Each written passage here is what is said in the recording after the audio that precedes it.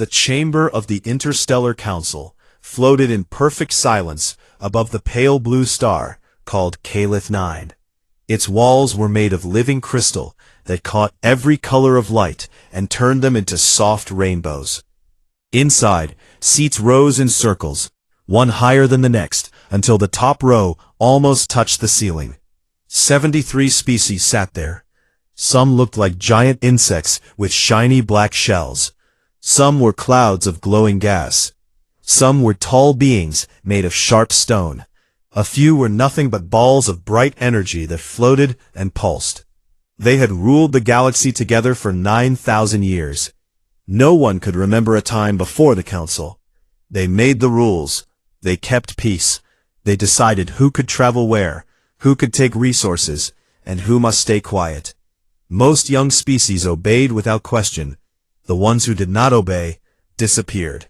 Today the council had called a special meeting. The Reason stood alone in the center of the floor. Her name was Elena Vasquez. She was the ambassador from Earth.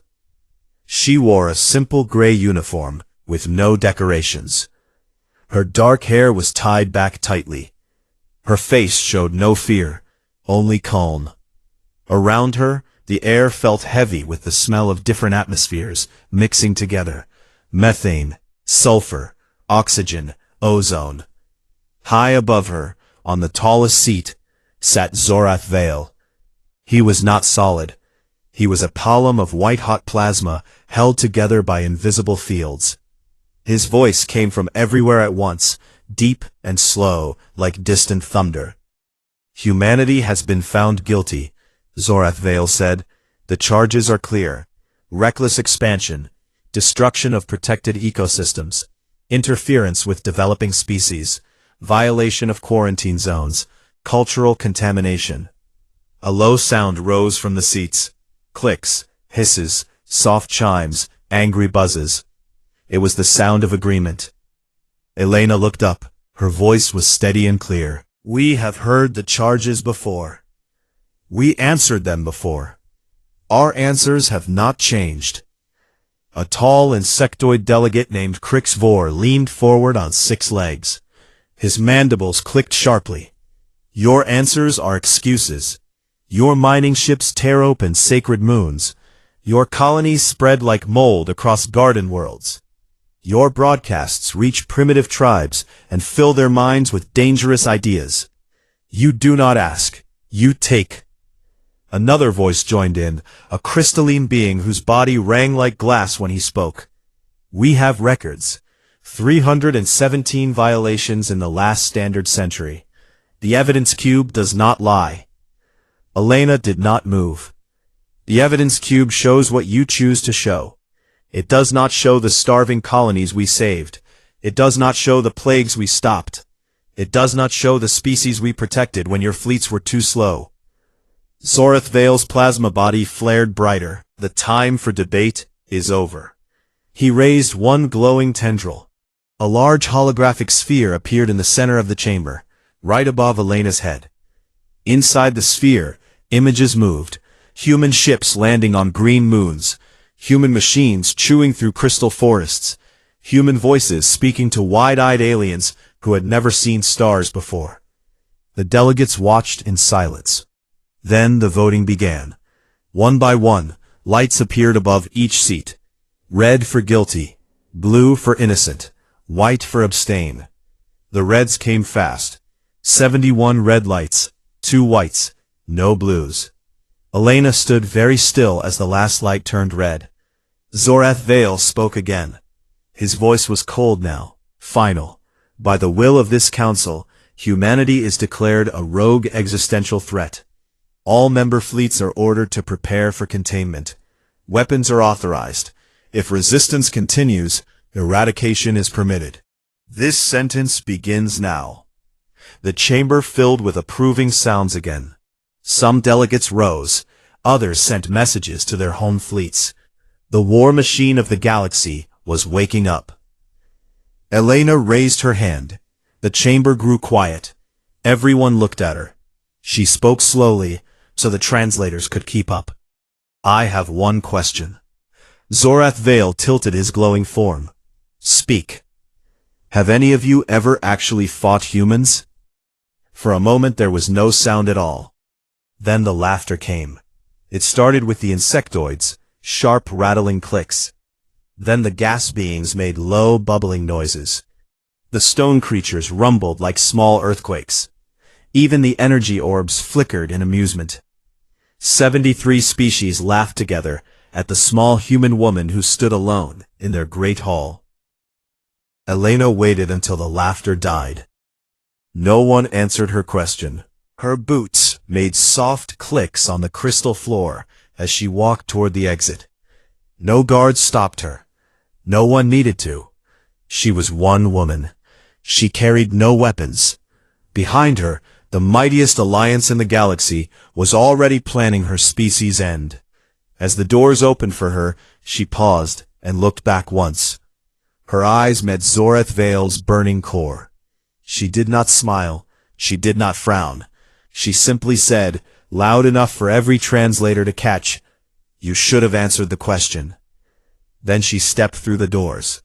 They closed behind her with a soft chime. Inside the chamber, a laughter had stopped. A few delegates looked at each other. A small ripple of unease moved through the seats. But it passed quickly. They were the council. They had never lost. They had crushed species far older and stronger than these newcomers from a single yellow star. 38 capital fleets began to move. Millions of ships turned their bows toward human space. The galaxy's greatest weapon was aimed at Earth. And on a small courier ship leaving Calith 9, Elena Vasquez sat alone in the pilot's chair. She opened a secure channel to Sol. Her message was short. They voted. It's war. She waited 3 seconds. The reply came back instantly. Understood. We are ready. Elena closed her eyes for a moment. Then she opened them again. Her face was calm, the same calm she had worn in the chamber. She pointed the ship toward home. Far behind her, the council continued its plans. They did not know yet. They had just made the last mistake any species would ever make against humanity. The stars outside the courier ship looked the same as always, cold points of light in endless black. Elena Vasquez sat in the small cockpit, hands resting on the arms of the chair. She had not slept since leaving Calith 9. Her eyes were open, watching the navigation screen. The message she sent to Earth still glowed in the log. They voted. It's war. The reply had come back in less than a minute. 3 words. Understood. We are ready. She knew what those words meant. Everyone on Earth knew. The council thought they were dealing with a young species that had barely learned to leave its cradle. They did not understand that humanity had spent 200 years preparing for exactly this moment. Across the galaxy, the council's fleets began to move. In the methane seas of Tharkesh, massive underwater docks opened. Ships the size of small cities rose slowly, trailing bubbles of glowing gas. Their hulls were covered in living armor that healed itself when damaged. The Tharkesh had not fought a real war in 6,000 years, but their doctrine was perfect. Surround, overwhelm, consume. On the crystal rings of Lyrath, shipyards hummed. Thousands of needle-shaped vessels slid out of their berths. Each one carried weapons that could cut through a planet's crust in minutes. The Lyrathi believed in precision. One perfect strike was better than 1,000 clumsy ones. In the void between stars, the energy beings of Zorath Vale's people gathered. They did not need ships in the same way others did. They formed themselves into living storms, swirls of plasma hot enough to melt steel from 1,000,000 kilometers away. 38 capital fleets in total. Millions of warships, trillions of crew. The largest military force the galaxy had ever seen. They all turned toward human space. The council broadcast their ultimatum on every open channel. The message was simple and cold. To all species currently in contact with humanity, cease all trade, communication, and movement. Any assistance given to the human species will be considered an act of war against the Council. Humanity has been judged. Containment begins now. Resistance will be met with total annihilation. The message repeated in every language the Council knew. It reached thousands of worlds. Some species turned their telescopes away from Earth. Others closed their borders. A few small trading posts quietly shut down their links to human stations. No one spoke against the Council. No one dared. On Earth, the response came 12 hours later. It was not sent on a secure military channel. It was not encrypted.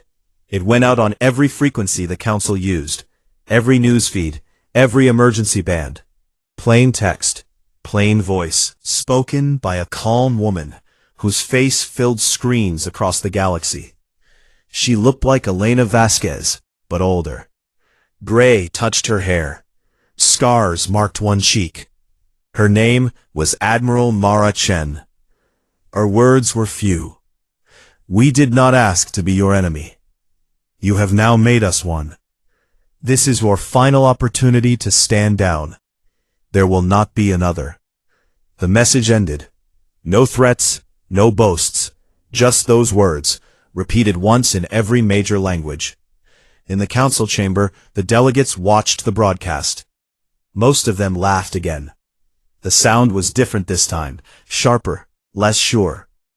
Crix Vor clicked his mandibles. They bluff. A single species against all of us? They will fold in days. Zorath Vale's plasma body pulsed slowly. They have no choice. Our fleets will arrive in their core systems within 30 standard days. We will take their homeworld intact, if they surrender. If not, we will take the ashes. A small delegate from a gas giant species spoke up. His voice was thin and worried.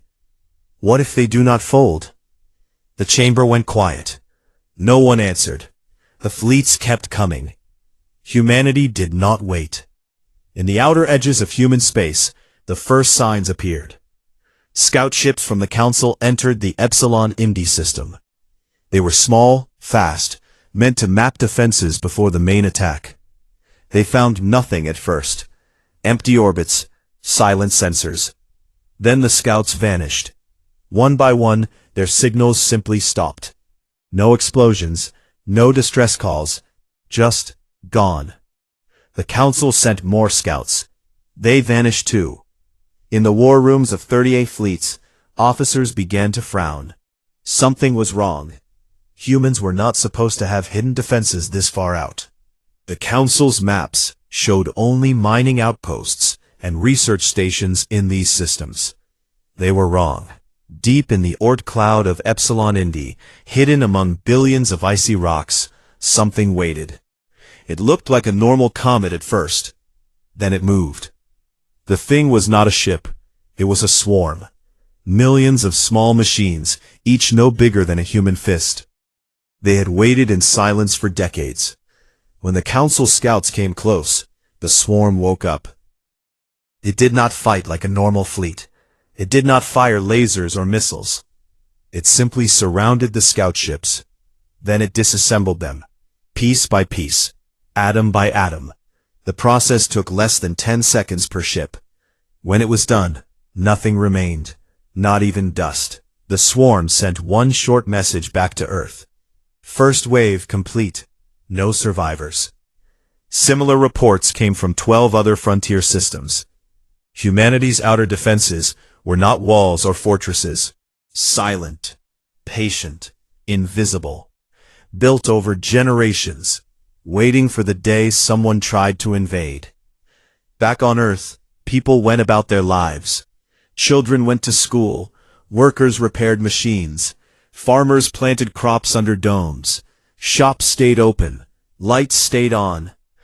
But under the surface, everything had changed. Factories that once made cars now made weapons. Universities that studied stars now designed new drives.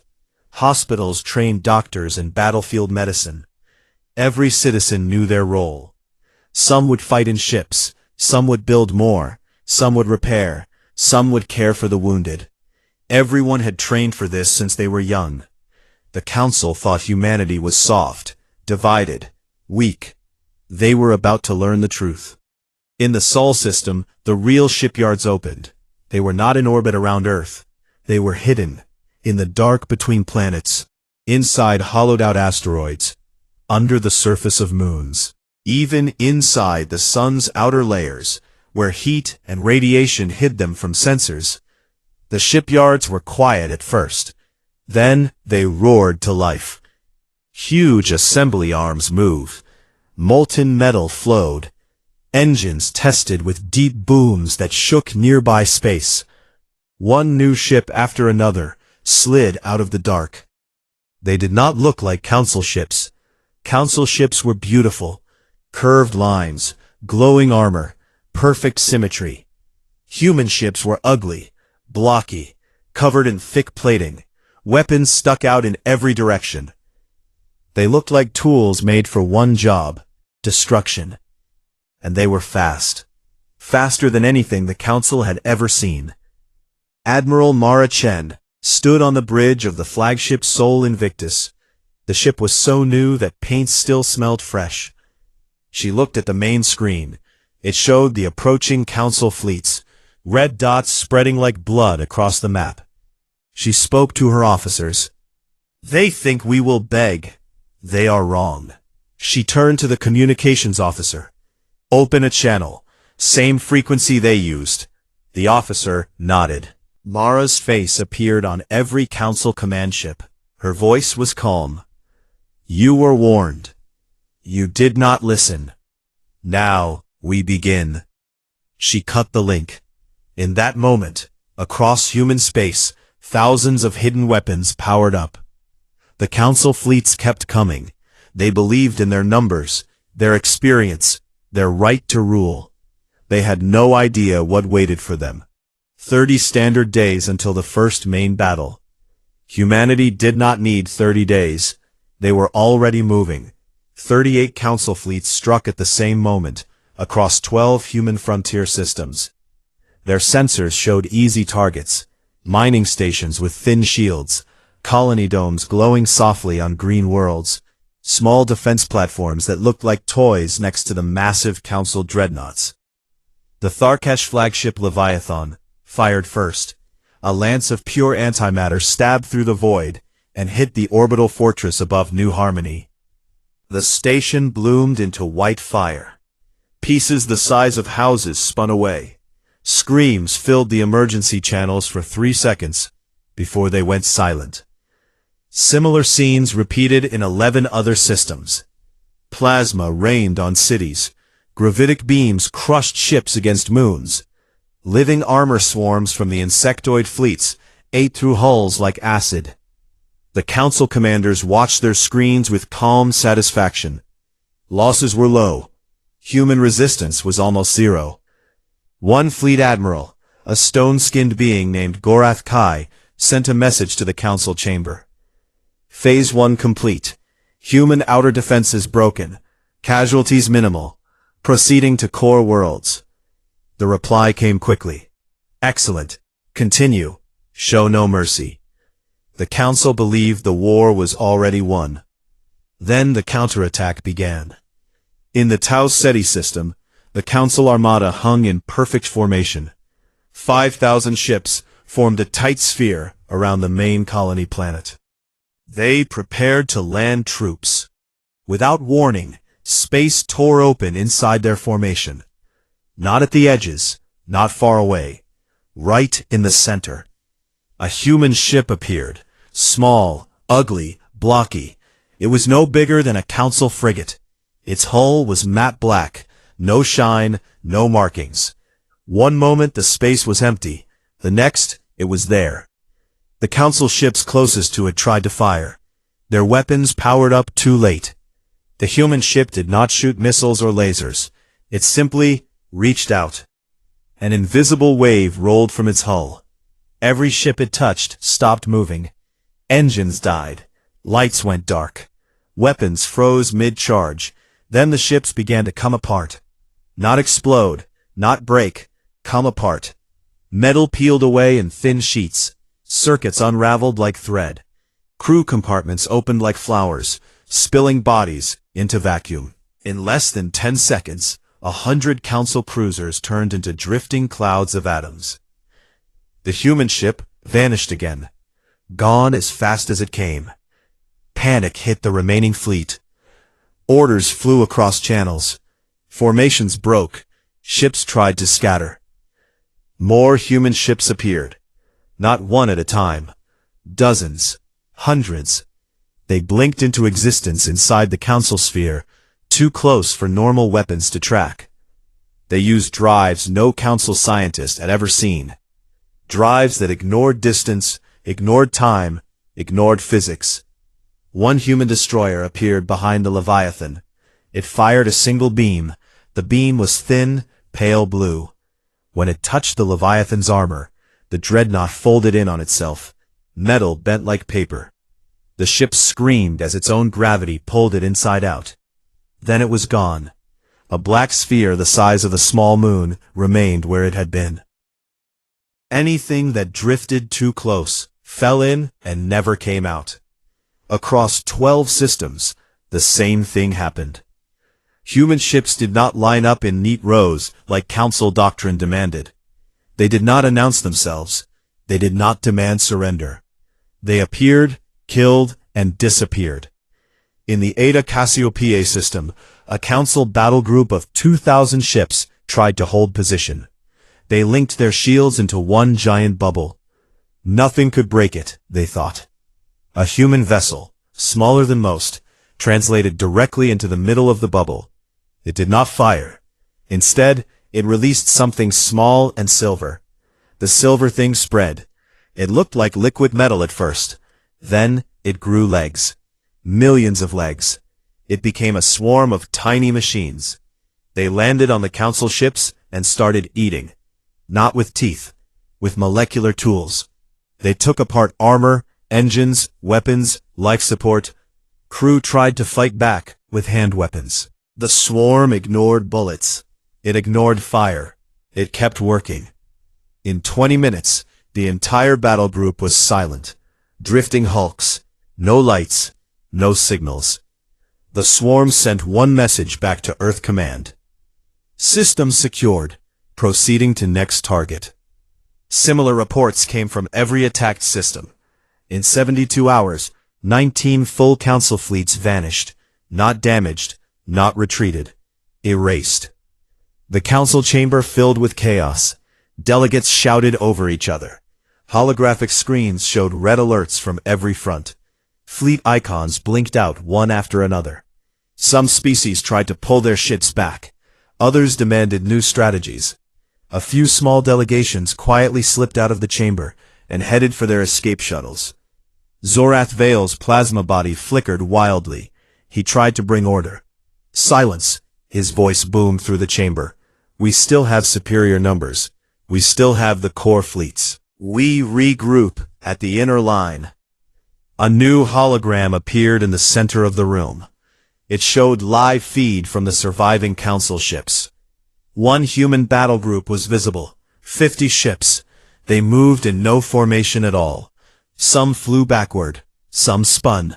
Some vanished and reappeared in different places. They looked chaotic. Random. But every time they struck, Council ships died. A Larathi commander appeared on the feed. His crystal body was cracked in several places. His voice shook. They are not fighting like us. They do not care about honor or doctrine. They appear inside our shields. They use weapons we cannot block. Our losses are total. The feed cut to static. Crix Vor slammed his forelegs on his seat. How? How do they have these weapons? Our spies said their technology was primitive. A small energy being spoke up. Our spies never returned from Sol. We assumed they were captured. Now I think they were disassembled. The chamber went quiet. Zorath Vale pulsed slowly. We must use the reserve fleets. All of them. Strike Sol directly. Take their homeworld. End this. A delegate from a water world raised a tentacle. What if they reach our capitals first? No one answered. On Earth, Admiral Mara Chen stood in the command center, deep under the Antarctic ice. Screens covered every wall. Officers worked in silence. Numbers scrolled. Losses, gains, production rates. One screen showed shipyard output. In the last 72 hours, humanity had launched 3 new battle groups, each one bigger than the last. Factories ran day and night. Asteroid mines poured metal into molds. Fusion plants burned hotter than ever. Mara looked at the main map. Red dots, council fleets, still covered half the frontier. But more and more were turning gray. Dead. She spoke to her second in command. Status on the deep strike teams? Ready. First wave jumps in 6 hours. Targets: Lyrath Archive World, Tharkesh Home System, Zorath Vale's Core Nexus. The officer paused. Admiral, do we offer terms again? Mara shook her head.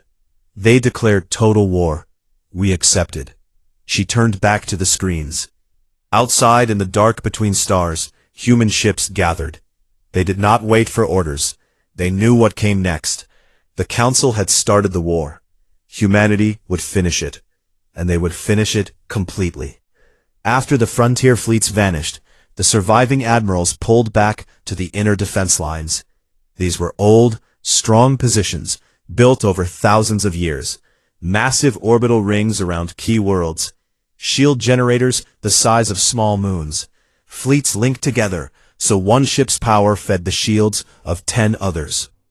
The Council believed no force could break these lines. They were wrong. Human ships did not attack the lines head-on. They slipped past them.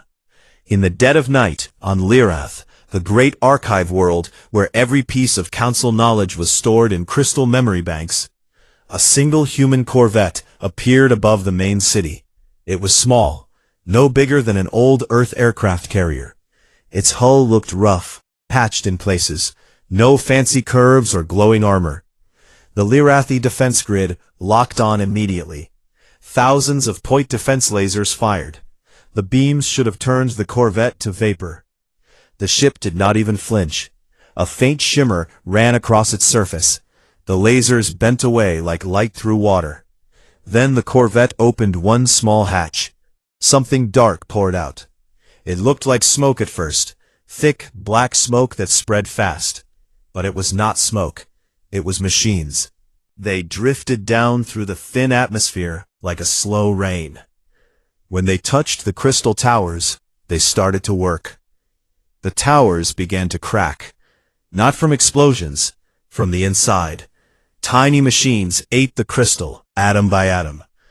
Memory banks that held 9,000 years of history turned dull gray, then crumbled into powder. The great library of Lyrath fell silent in less than an hour. Above the planet, the orbital ring tried to fire its main weapon, a beam that could cut a moon in half. Before it could charge, human drones appeared around it. They attached themselves like barnacles. Then they folded space in small pockets. Sections of the ring simply disappeared, vanished into nowhere. The rest of the ring tore itself apart from the sudden loss of balance. Lyrath burned without fire. Its knowledge died quietly. Similar things happened on other Council core worlds. On the hive cities of the Kazath, a species of billions who lived in vast underground nests, humanity sensed something different. A single probe entered the atmosphere. It looked harmless, a silver sphere no bigger than a basketball. The Kazath swarmed it with fighters. They shot it down easily. The sphere broke open on impact. Inside was no bomb. Inside was air. Special air. A virus tailored only for Kazath biology. It spread through their ventilation systems. It did not kill quickly. It made them sterile. Every egg laid from that moment would never hatch. The hives would grow quiet over generations. No more warriors, no more workers, just empty tunnels. The Kazath queens screamed in rage. Their fleets launched to strike back. Most never left their own system. Human ships waited in the dark and disassembled them before they could jump. The energy beings who followed Zorath Vale learned fear for the first time. They had no bodies to destroy, no ships to board. They were living plasma, pure energy held in magnetic webs. They believed they were untouchable. Humanity proved them wrong. Special containment fields appeared around their storm formations, invisible nets of shaped gravity and magnetic force. The fields pulled the plasma beings inward, squeezed them, drained their energy like water from a sponge. The beings tried to flee. The fields followed. One by one, the great storms shrank to tiny sparks, then winked out. Zorath Vale himself felt it happen to his kin. His plasma body flickered in the council chamber. For the first time in his long life, he knew what it was to be small. He tried one last time to speak for peace. Emissaries were sent to human lines, small shuttles with white flags of truce. They carried pleas, offers of territory, promises to never interfere again. The human ships that met them did not fire. They simply scanned the shuttles. Then a voice came over the open channel. Admiral Mara Chen's face appeared. "You declared total war," she said. "We accepted. There are no terms now. Only the end." The shuttles were allowed to leave, but the message went with them. The council chamber became a place of panic. Delegates argued. Some wanted to fight to the last. Others wanted to flee to the far edges of the galaxy. A few tried to surrender on their own. No one listened to anyone. Then the final attack came. The Council's own station, the great crystal sphere orbiting Calith 9, became the last battlefield. No fleet approached it. No armada darkened the stars. One human corvette translated directly into the central chamber. It appeared right above the dais where Zorath Vale still sat. The ship was the same small, ugly one that had carried Elena Vasquez away months before. Its ramp lowered. A single figure stepped out. She wore the same gray uniform. Her hair was still tied back, but now scars marked her face. Her eyes were harder. It was Elena Vasquez, but changed. She carried no gun, no sword. Nothing. She walked across the empty floor. The delegates stared. Some tried to run. Force fields snapped up around the exits. No one could leave. Elena stopped in front of Zorath Vale. The plasma being pulsed weakly. His voice was low. "Why?" he asked. "We offered peace." Elena looked up at the glowing form. "You did not offer peace. You offered mercy to something you thought was weak. You judged us. You sentenced us. You thought we would break." She paused. "You were wrong." Zorath Vale tried to flare brighter, to attack. A lance of plasma shot toward her. It stopped an inch from her face, hung there, then faded away. Behind Elena, more humans stepped from the ship. They wore plain suits. They carried small devices.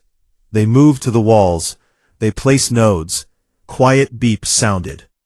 The chamber lights dimmed. Zorath Vale's form began to shrink. "You cannot," he started. "We can, and we will." One by one, the delegates felt their own defenses fail. Shields dropped. Weapons powered down. Ships outside the station went dark. Elena looked around the room. "You ruled for 9,000 years, she said. "You thought no one could challenge you. You forgot one thing." She stepped closer to Zorath Vale. His glow was almost gone now. "Humanity does not fight for glory. We fight to live. When you threaten that, we make sure the threat never rises again." Zorath Vale's voice was a whisper. "What will you do with us?" Elena's face did not change. "Nothing," she said. "You will do it to yourselves. Your empires will fall apart. Your fleets will rust. Your children will forget your names. And the galaxy will move on." She turned away. The nodes on the walls flashed once. The station's power failed. Air recyclers stopped. Emergency lights came on red. Elena walked back to the ramp. She did not look behind her. As the Corvette prepared to leave, one last transmission went out from the human ship. It reached every remaining Council world. The Council is no more. Its leaders are gone. Its fleets are broken. Any who wish to speak with humanity may do so as equals. There will be no rulers above us. There will be no second chances for those who try. The Corvette vanished. The chamber went dark. Outside, the galaxy waited. It waited for the empire that would follow. But no empire came. The Council station hung dark and silent above Calith 9. Its crystal walls, once bright with inner light, now looked dull and cracked. No signals came from inside. No ships left its docks. The last voices of the ancient alliance had gone quiet forever. Across thousands of worlds, the news spread slowly at first. Then, like fire. On border planets, traders who once feared Council patrols now stared at empty skies. On core worlds, species who had lived under strict rules for generations looked at each other in confusion and hope. On ruined battlefields, survivors from broken fleets drifted in escape pods, waiting for rescue that might never come. No parades filled the streets of Earth. No flags waved from every building. No crowds cheered in public squares. People went back to their lives. Farmers checked crops under greenhouse domes. Engineers fixed machines in factories. Children played in parks. The war had ended, but life did not stop. Ships kept launching from hidden yards, not to conquer, to clean up. In the Tau Ceti system, where the first big battle had happened, human salvage teams moved through the wreckage. They did not loot. They collected debris, twisted metal, broken drives, frozen bodies. They brought it all to processing stations. Useful parts went back into new ships. Dangerous pieces, antimatter cores, living armor spores, were sealed in deep space vaults. On Lyrath, the archive world, reconstruction drones landed on the shattered crystal towers. They did not rebuild the old libraries. They planted seeds instead. Simple plants from many worlds. Green things that would grow over the ruins. In time, the dust would become soil. The broken memories would sleep under roots. Refugees appeared at human outposts. Some were from species the Council had punished for small crimes. Others were survivors whose homes had burned in the fighting. They came in small ships, scared, asking for help. Human stations opened their doors. Medics treated wounds. Engineers fixed broken engines. Food was shared. No one asked for payment. No one demanded loyalty. When the refugees were strong enough, they were given maps and fuel. Go home as you can, the humans said, or stay if you want. The choice is yours. Some stayed. Some left. No one was forced. Trade started again, slowly, carefully. Human merchants appeared at old neutral stations. They brought goods, food, tools, medicine, knowledge. They asked fair prices. They did not demand special treatment. They did not threaten. Other species watched at first from a distance. Then they came closer. Small deals turned into bigger ones. A crystal being traded rare minerals for human fusion designs. A methane breather exchanged navigation charts for terraforming advice. No one bowed. No one ruled. One day a delegation arrived at Earth. 5 beings from 5 different species. They had traveled far. They carried no weapons. They asked to speak with the leaders. Admiral Mara Chen met them in a plain room under open sky. No guards, no ceremony, just chairs and water on the table. The leader was a tall, thin creature with skin like soft leather. His name was Thalvor. He spoke for them all. "We come to ask," he said. "What do you want now?" Mara looked at each of them. "We want nothing," she answered. "We never wanted your empire. We never wanted your rules. We wanted to live. You tried to take that away. We stopped you. That is all." Thalvor tilted his head. "And now?" "Now you live too," Mara said. Travel where you want. Speak what you want. Just do not try to rule us again. The delegates looked at each other. Thalvor spoke again. There is fear out there. Many think you will take the council's place, that you will build a new empire, bigger, stronger. Mara smiled for the first time. It was small and tired. If we wanted an empire, she said, we would have one already. We have the ships, we have the weapons, we have the people. But we do not want it. Empires die. They grow fat and slow and cruel. We have seen enough of that. She stood up. Go tell your people. Humanity claims no throne. We claim only the right to exist. Anyone who treats us as equals will find equals in return. Anyone who tries something else will not get a second chance.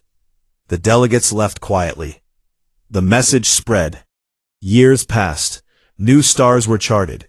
New worlds settled. Old wounds healed. Some species rebuilt their homes. Others started fresh, in empty systems. Trade routes grew thick again. Ships moved freely. No one checked papers at every gate. No one demanded tribute.